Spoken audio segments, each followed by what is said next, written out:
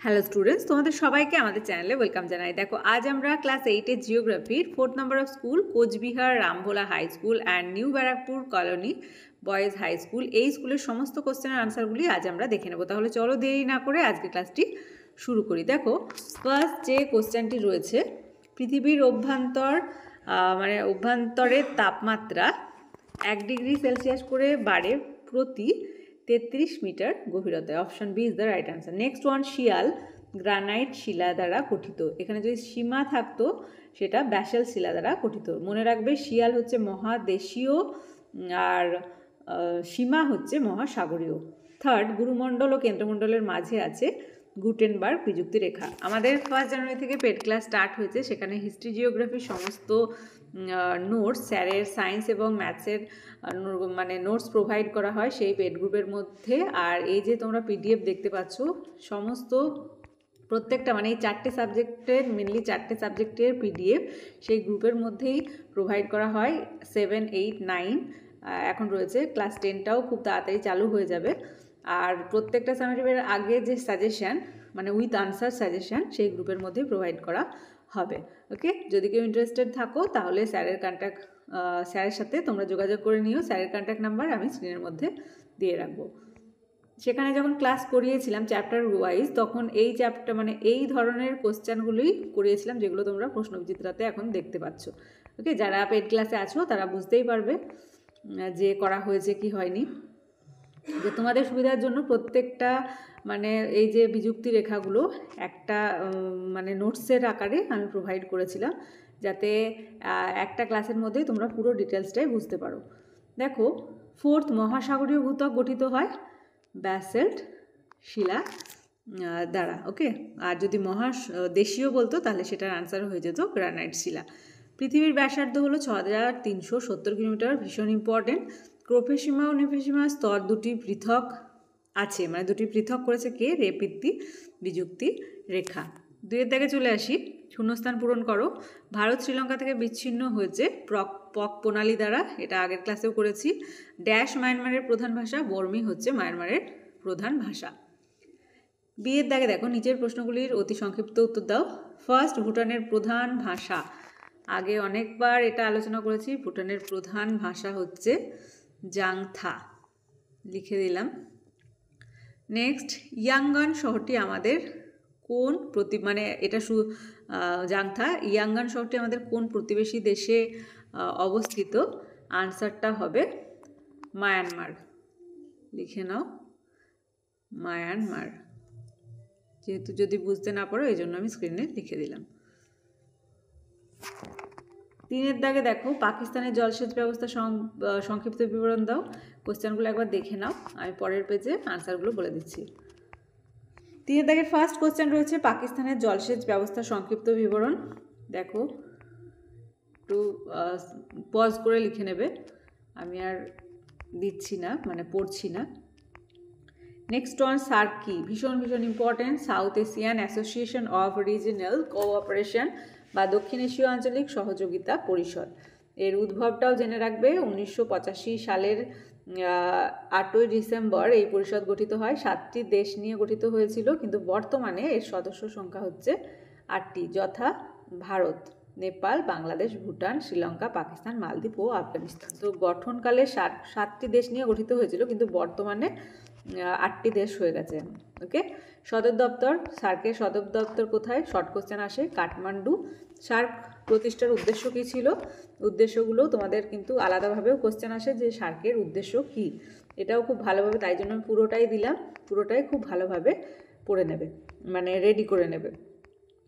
Next দেখো, দারুচিনি দ্বীপ আমাদের কোন প্রতিবেশী দেশকে বলা হয়? এই দেশটির প্রধান অর্থকরী ফসলটির নাম লেখো। দারুচিনির দেশ কাকে বলা হয়? শ্রীলঙ্কাকে। তো কেন বলা হয়? যে শ্রীলঙ্কায় অনুকূল বা প্রাকৃতিক পরিবেশ, উষ্ণতা, বৃষ্টিপাত, মৃত্তিকা, ভূমিঢাল প্রভৃতি এর ওপর ভিত্তি করে এখানে প্রচুর মশলা যেমন লবঙ্গ, এলাচ, দারুচিনি, জায়ফল চাষ হয়। শ্রীলঙ্কার দক্ষিণ পশ্চিম উপকূলে বালুকা মিশ্রিত ল্যাটেরাইট মৃত্তিকার সবচেয়ে বেশি দারুচিনি চাষ হয়, তাই শ্রীলঙ্কাকেই দারুচিনি দ্বীপ বলা হয়। এই শ্রীলঙ্কার অর্থকরী ফসল হচ্ছে কি? নারকেল। নেক্সট, 4 থেকে ফার্স্ট কোশ্চেন, বিনাশকারী বা অভিসারী পাতসীমানার দুটি বৈশিষ্ট্য লেখো। লিখবে যে বিনাশকারী পাত সীমান্তে দুটি পাত পরস্পরের দিকে অগ্রসর হয়। এই সীমান্তটি সর্বদা অস্থির থাকে এবং এই সীমান্ত বরাবর ব্যাপক ভূকম্পন, অগ্ন্যুৎপাত, সমুদ্রখাত, ভঙ্গিল পর্বত, আগ্নেয়গিরি পাতের নিমজ্জন প্রভৃতি ঘটনা ঘটে থাকে। এর পরের পাঠটিতে রয়েছে নিরক্ষীয় পাত সীমানার একটি উদাহরণ। লিখবে নিরক্ষীয় পাত সীমানার একটি উদাহরণ হচ্ছে ক্যালিফোর্নিয়া, সান আন্দ্রিজ চ্যুতি। তারপর দেখো ভূকম্পনের ফলে সৃষ্ট এস তরঙ্গের দুটি বৈশিষ্ট্য। আমরা আগের ক্লাসে আলোচনা করেছিলাম পার্থক্য, তার আগের ক্লাসটায় বৈশিষ্ট্য দেখেছিলাম। এস তরঙ্গের বৈশিষ্ট্য চেয়েছে দুটি, যখন মেনশন করে দেবে তখন কিন্তু সেইভাবেই আনসারটা দেবে। তো দুটো বলেছে, দুটোই লিখবো। কম্পনের দিক, এটি অনুপ্রস্থ তরঙ্গ, কারণ যে তরঙ্গ যেদিকে প্রবাহিত হয় মাধ্যমের কণাগুলি তার সমকোণে কাঁপতে থাকে। আর সেকেন্ড লিখবে তরঙ্গ দৈর্ঘ্য ছোট হয়। পরের পাঠটিতে বলছে পৃথিবীর 70% ভূমিকম্প হয় এই বলয়টির নাম লেখো। আনসার হবে প্রশান্ত মহাসাগরীয় অগ্নিবলয়। তোমাদের টিকা আসে প্রশান্ত মহাসাগরীয় অগ্নিবলয়, টিকা আসে প্যাসিফিক রিং অফ ফায়ার। আর তোমাদের এটা কাকে বলেও আসে।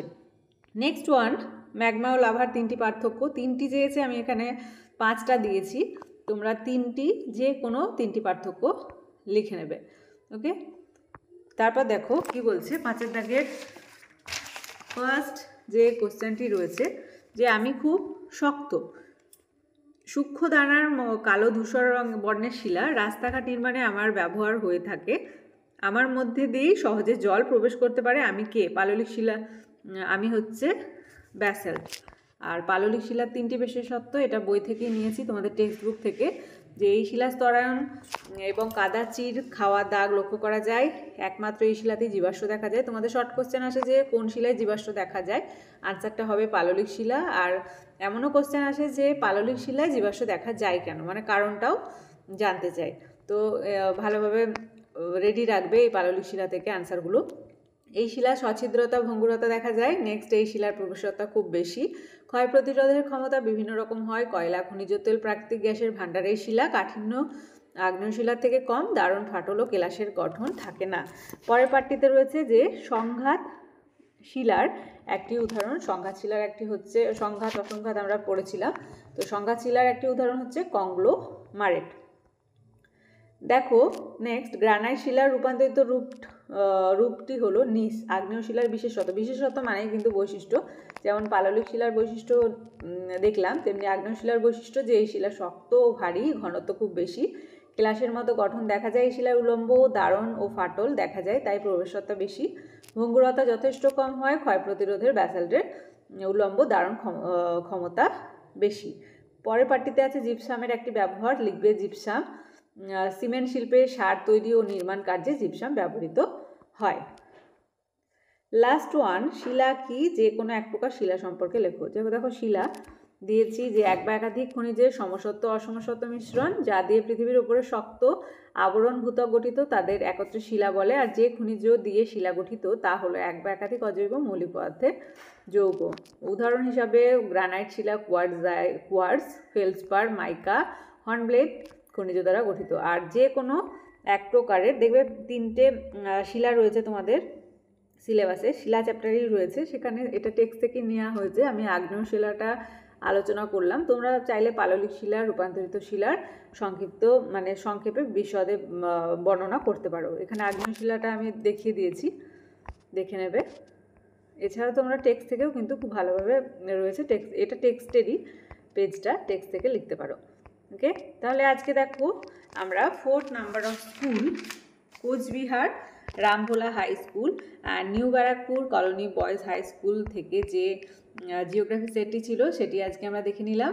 আজকে ক্লাসটি ভালো লেগে থাকলে অবশ্যই একটি লাইক দেবে আর ভিডিওটি বন্ধুদের সঙ্গে অনেক বেশি করে শেয়ার করবে। আর ক্লাস যারা প্রথমবার এসেছো তারা অবশ্যই চ্যানেলটি সাবস্ক্রাইব করে নিও এবং পাশে থাকা বেল আইকন প্রেস করে রাখবে, যাতে করে আগামী দিনের সমস্ত ভিডিও সবার আগে তোমাদের কাছে পৌঁছে যায়।